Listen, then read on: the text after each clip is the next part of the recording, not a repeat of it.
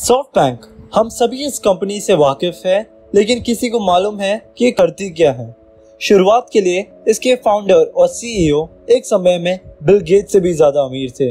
वे Donald Trump से मिलते हैं, सऊदी अरब के शाही परिवार के साथ व्यापारिक सौदे करते हैं और स्टीव जॉब्स के बहुत करीबी दोस्त थे। पर अभी तक हम में से बहुत से लोगों को यह नहीं पता कि ये कंपनी करती क्या है।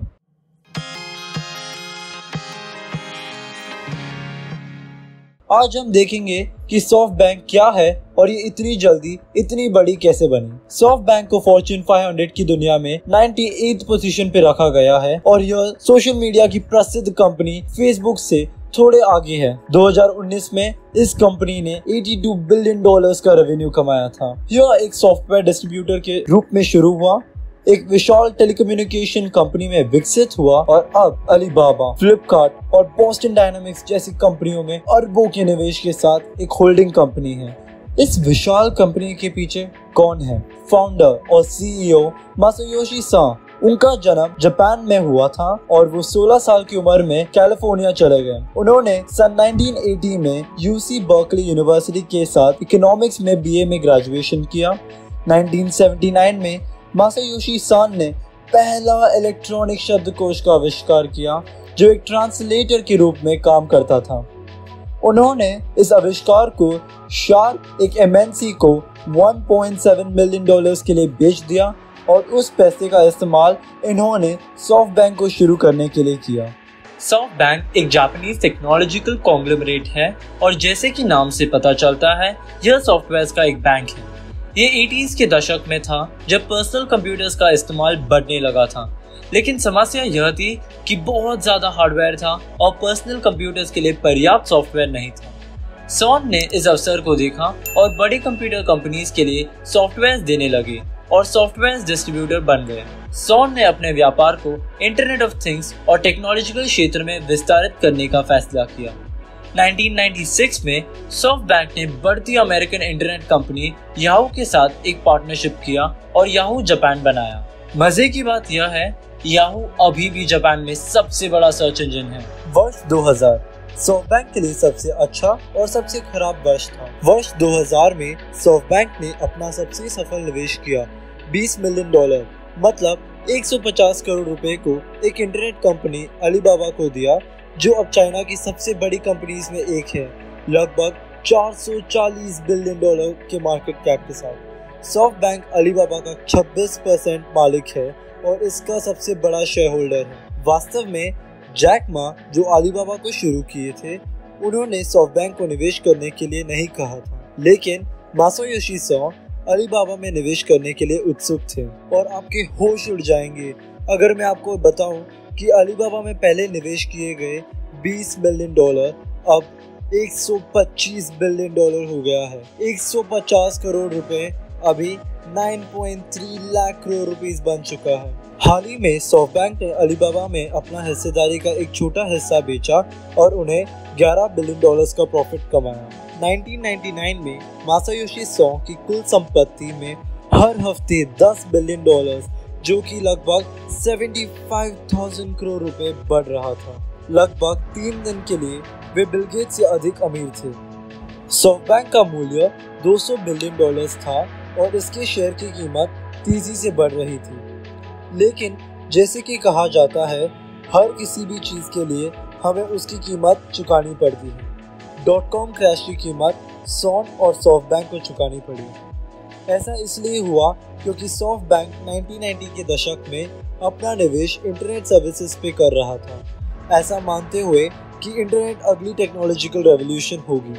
सॉफ्टबैंक ने इंटरनेट कंपनियों में बहुत ज़्यादा निवेश किया और उन्होंने ई कॉमर्स और ई फाइनेंस इंडस्ट्री की नामी कंपनियों में निवेश किया था, जैसे कि जियोसिटीज, याहू, ZDNet, eBay.com। सॉफ्टबैंक ने दुनिया के सबसे बड़े निवेशक होने का प्रतिष्ठा हासिल किया और जब इंटरनेट की स्टॉक्स अपने चरम छू रहे थे, तब सॉफ्टबैंक इंटरनेट कंपनीज के लगभग 25% के मालिक थे और इसलिए सॉफ्टबैंक को मार्केट द्वारा एक इंटरनेट कंपनी के रूप में माना जाने लगा। फरवरी 2000 में .com बबल बहुत बड़ा हो गया। तब सॉफ्टबैंक का मूल्य $200 बिलियन, मतलब 15 लाख करोड़ रुपए हो गया। अब यही से चीजें बदलने लगी। मार्च 2000 की शुरुआत में .com बबल फटने लगा और 2 साल बाद सॉफ्टबैंक ने 99% मार्केट वैल्यू को खो दिया। मासायोशी सोन, फाउंडर और सीईओ, ने इस दुर्घटना को दौरान $70 बिलियन यानी 5.3 लाख करोड़ रुपए से अधिक अपनी खुद की संपत्ति खो दी। लेकिन सोन ने हार नहीं मानी।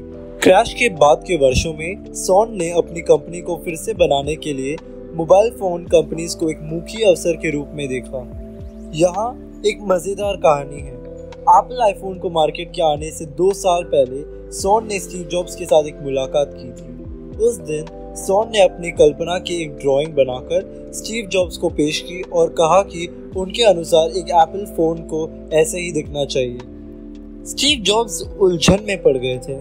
ये बात सच है कि सोन ने 19 साल की छोटी उम्र में 2 कंपनियों को $3 मिलियन जो कि 23 करोड़ रुपए के लिए बेचकर अपने आप को एक बहुत ही होशियार टेक्नोलॉजी बिजनेसमैन के रूप में साबित कर दिया था। लेकिन जॉब से मुलाकात करने के वक्त सोन के पास एक मोबाइल कंपनी का भी नियंत्रण नहीं था। लेकिन सोन की समझदारी की वजह से 2006 में उन्होंने वोडाफोन ग्रुप के जापानीज यूनिट को खरीदने के लिए सॉफ्टबैंक में $15 बिलियन यानी 11,300 करोड़ रुपए से भी ज्यादा खर्च किया। उस समय आईफोन की कामयाबी की कोई गारंटी नहीं थी, लेकिन सोन ने वो रिस्क लिया और उनके टेलीकॉम और इंटरनेट के बिजनेस को इस्तेमाल करके उन्होंने हर नए इंटरनेट कनेक्शन के लिए अपने कस्टमर्स को एक मुफ्त आईफोन की पेशकश दी। सोन का यह कदम बहुत कामयाब रहा। बहुत जल्द आईफोन जापान की सबसे ज़्यादा इस्तेमाल होने वाली स्मार्टफोन बन गई और सॉफ्टबैंक के पास 1.6 करोड़ कनेक्शन से 3.5 करोड़ कनेक्शंस तक बढ़ गया। अब हम आते हैं इस वीडियो का सबसे दिलचस्प हिस्से पर, और वो है सॉफ्टबैंक की vision fund. Vision fund SoftBank एक निवेश करने का जरिया है जो कोई सीमा नहीं जानता। उन्होंने नए टेक्नोलॉजी में निवेश किया है, जैसे कि आर्टिफिशियल इंटेलिजेंस, रोबोटिक्स और इंटरनेट ऑफ थिंग्स। जबकि कुछ लोग कहते हैं कि विजन फंड एक मजाक है और कुछ लोगों का कहना है कि यह निवेश करने के लिए तरीके को बदल देगा और इससे बिजनेस की दुनिया को एक अलग नजरिए से देखने के लिए प्रोत्साहित करेगा। अभी विजन फंड के पास $100 बिलियन यानी 7.5 लाख करोड़ रुपए हैं और 2017 में यह हर हफ्ते लगभग $1 बिलियन जो कि 7,500 करोड़ रुपए का निवेश कर रहा था। सॉफ्टबैंक ने खुद $33 बिलियन का निवेश किया। इसके बाद सऊदी अरेबिया और अबू धाबी से $60 बिलियन का निवेश मिला और बाकी $7 बिलियन एप्पल, क्वालकॉम और फॉक्सकॉन जैसी कॉर्पोरेट कंपनियों से आया। विजन फंड को लगभग $40 बिलियन लोन्स के माध्यम से मिले जो प्रति वर्ष 7% की इंटरेस्ट रेट देते हैं। फंड की निवेश रणनीति थी कि वे स्टार्टअप्स को बहुत अधिक पैसे देकर उन्हें जल्दी से बड़ा बनाना चाहती थी। लक्ष्य यह था कि जिन कंपनियों में विजन फंड ने निवेश किया है उन कंपनियों को जल्दी से जल्दी उसे मार्केट में ला देंगे और उसे बहुत बड़ा बना देंगे और उधर का नंबर 1 बनाकर उसे सीधे स्टॉक मार्केट में डालकर भारी भरकम फायदा मिल जाने की कोशिश थी। विजन फंड ने दुनिया भर में 70 से अधिक कंपनियों में निवेश किया था और उनमें से कुछ बहुत अच्छे कर रहे हैं और बाकी कंपनियां अभी भी लड़खड़ा रही हैं। विजन फंड निवेश की सबसे बड़ी परेशानियों में से एक था वीवर्क। सॉफ्टबैंक ने $18.5 बिलियन यानी 1.38 लाख करोड़ रुपए की राशि वीवर्क में निवेश किया था और यह रकम बोलिविया के जीडीपी से भी अधिक है। एडम न्यूमैन, जो कि उस समय वीवर्क के सीईओ थे, बहुत लापरवाह थे। वो जल्दी से अन्य बिजनेस में विस्तार किए बिना सही से सोचे समझे। खबरों के मुताबिक एडम न्यूमैन खुद की खरीदे हुए संपत्तियों को वापस वीवर्क को लीज पर देकर अपनी जेब भर रहे थे। यह सब वीवर्क के आईपीओ से ठीक पहले सबको पता चला, जिसके कारण उनका कंपनी क्रैश हो गया। एक्सपर्ट्स ने यह भी उनके व्यापार के मॉडल पर सवाल उठाना शुरू कर दिया। वीवर्क, जिसका मूल्य $47 बिलियन था, केवल 4 हफ्तों में उसका मूल्य गिरकर अब सिर्फ $7 बिलियन तक रह गया। यह पहला कंपनी नहीं है जिसमें सॉफ्टबैंक को नुकसान उठाना पड़ा। कंपनीज जैसे उबर, NVIDIA, ओयो, स्लैक बहुत पैसे गंवा रही हैं।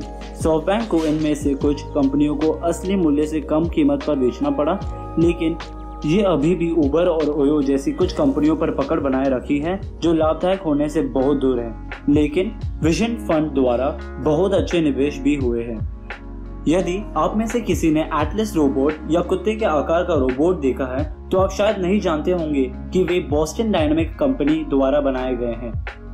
बोस्टन डायनामिक्स के मालिक सॉफ्टबैंक हैं। सॉफ्टबैंक एक जापानीज रोबोट निर्माता पेपर के भी मालिक हैं और जब वे दोनों कंपनियों की टेक्नोलॉजी को जोड़ते हैं तो आपको एहसास होगा कि सॉफ्टबैंक रोबोट को हमारे हर रोज के जीवन का हिस्सा बना रहा है। जापान में पहले से ही इन हजारों रोबोटों का इस्तेमाल किया जा रहा है। पेपर के रोबोट कस्टमर सर्विस के रूप में भी काम कर रहे हैं। क्या आप जानते हैं कि ARM कंपनी 99% स्मार्टफोन चिप्स के हिस्सेदारों को नियंत्रित करते हैं? सॉफ्टबैंक ARM का भी मालिक है। उन्होंने 2016 में ARM को $31 बिलियन मतलब 2.3 लाख करोड़ रुपए के नकद में खरीदा था। इस तरीके के पैसे पाने के लिए सॉफ्टबैंक ने अलीबाबा में अपने कुछ शेयर्स भी बेचे थे। क्यों? पहली बात यह है कि ARM के प्रोसेसर्स बहुत अच्छे से काम करने के लिए तैयार किए गए हैं और इसी वजह से वे लगभग हर स्मार्टफोन में मौजूद हैं, चाहे वो आईफोन हो, सैमसंग गैलेक्सी हो या गूगल पिक्सल। अब तक 1 लाख करोड़ से भी ज्यादा ARM के चिप्स बेचे गए हैं। और दूसरी बात यह भी है कि बहुत लोगों को लगता है कि हम पूरे इतिहास में सबसे बड़ी क्रांति को देखने वाले हैं। आर्टिफिशियल इंटेलिजेंस न सिर्फ ज्ञान में लेकिन बुद्धि में भी हम इंसानों से आगे निकल जाएगा और वो भी इसी सदी में। ऐसे बहुत सारे कंपनीज हैं जैसे कि पेटीएम, फ्लिपकार्ट, एयरटेल अफ्रीका, ओला कैब्स, जहां पे विजन फंड ने निवेश किया है और बहुत विकास दिखाया है। यहाँ मासायोशी सान के निवेश करने के तरीके के बारे में एक मजेदार बात यह है कि वो कंपनियों में निवेश करते हैं बिना पूछे कि उनको पैसे चाहिए या नहीं। जब दीदी चुकसिंग और उबर ने सॉफ्टबैंक के पैसे को मना कर दिया था, सॉन ने उन्हें धमकी दी कि वे उनके दुश्मन कंपनियों में निवेश करेंगे। साल 2000 में अलीबाबा में निवेश करने के वक्त सॉन ने कहा था कि जैक मा के पास कोई सही बिजनेस की योजना नहीं थी, लेकिन उनका नेतृत्व और स्वभाव सॉन को पसंद आया और अब वो इतिहास के सबसे बड़े निवेश में से एक है। सॉफ्टबैंक जिस कंपनीज में निवेश करता है वे उन कंपनीज की जापानीज वर्जन बनाने की कोशिश करते हैं, क्योंकि उन्हें लगता है कि एक बड़ा व्यापार और मुनाफा कमाने के लिए बिजनेस को हर जगह के हिसाब से अपने आप को बदलना होगा और यह योजना इनके लिए काम कर रही है। पेटीएम, वोडाफोन और याहू जैसी कंपनीज की जापानीज वर्जन उन्हें काफी पैसे कमाते हैं। और जैसे कि एक विजन फंड काफी नहीं था, मासायोशी सान एक दूसरी विजन फंड शुरू करने के लिए भी तैयार थे, जो अभी अपने $108 बिलियन के लक्ष्य को पूरा नहीं कर सकता। सॉफ्टबैंक उस $108 बिलियन में से शायद सिर्फ आधा पैसा जुटा सकता है।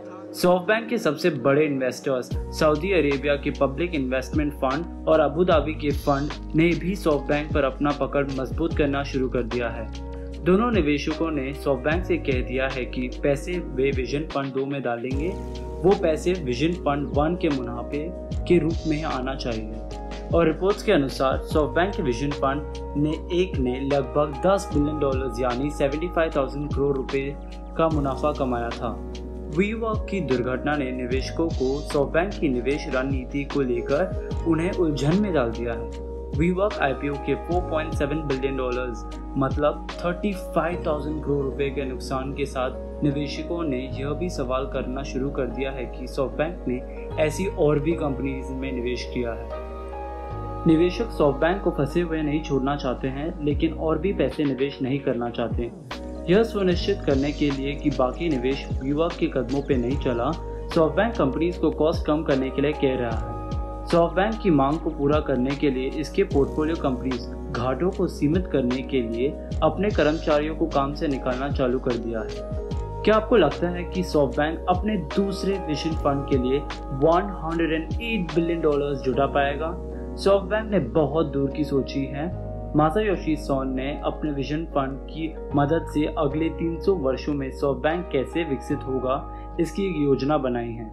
वह पहले ही biotech, financial systems, e-commerce, AI जैसे उद्योग में निवेश कर चुके हैं और लगभग ऐसी किसी भी चीज में निवेश करने के लिए तैयार है जिसमें टेक्नोलॉजिकल तत्व हो।